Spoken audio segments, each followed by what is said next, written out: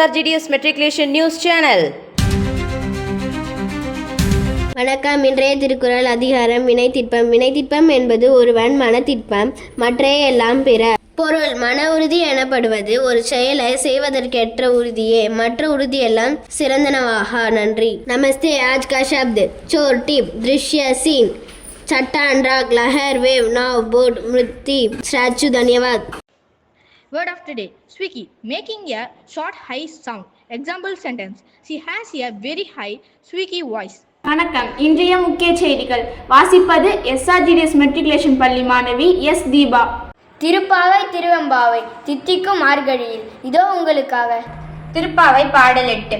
கீழ்வானம் வெல்லென்று எருமை சீர்வீடு மெய்வான் பரந்தடங்கான் மிக்குள்ள பிள்ளைகளும் போவான் போகின்றாரை போகாமல் காத்துன்னை கூவான் வந்து நின்றோம் கோதுகலமுடைய பாவாய் எழுந்திராய் பாடி பறை கொண்டு மாவாய் பிளந்தானை மல்லரை மாட்டிய தேவாதி தேவனை சென்று நாம் சேவித்தால் ஆவாவென்றாராய்ந்து அருளேலோரெம்பாவாய்.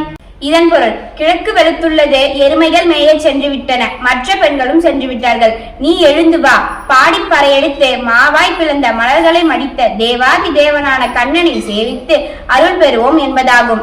இது ஆண்டாளின் தோழியை எழுப்பும் நோக்குடன் கண்ணனின் பெருமைகளை கூறி அவனுடன் இணைவதை வலியுறுத்துகிறது. நன்றி. திருவெண்பாவை பாடல் 8.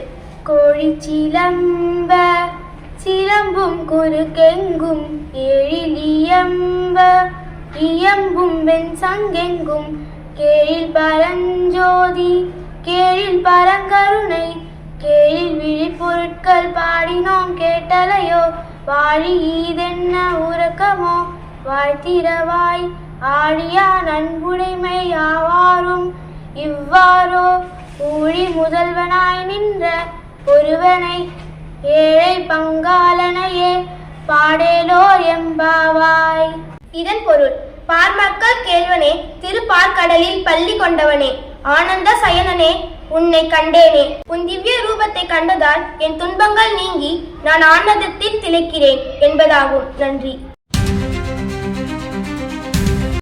23/12/2025 இன்று தேசிய கிசான் திவாஸ் தினமாக கொண்டாடப்படுகிறது. தேசிய கிசான் திவாஸ் என்பது இந்தியாவின் 5வது பிரதமரான விவசாயிகளின் நலனுக்காக பல திட்டங்களை அறிமுகப்படுத்திய சௌத்ரி சரண் சிங் அவர்களின் பிறந்த நாளை நினைவு கூறுகிறது. மேலும் விவசாயிகளின் மகத்தான பங்களிப்பை போற்றும் நாளாகும். இந்நாளின் நோக்கம் விவசாயிகளின் உழைப்பை மதித்து கௌரவித்தல், விவசாயத்தின் முக்கியத்துவத்தை சமூகத்திற்கு உணர்த்துதல், உணவு பாதுகாப்பில் விவசாயிகளின் பங்கு வலியுறுத்தல், விவசாயிகளின் நலன் உரிமைகள் குறித்து விழிப்புணர்வு ஏற்படுத்துதல் ஆகும். இத்துடன் இன்றைய செய்திகள் முடிவடைகிறது. நன்றி, வணக்கம்.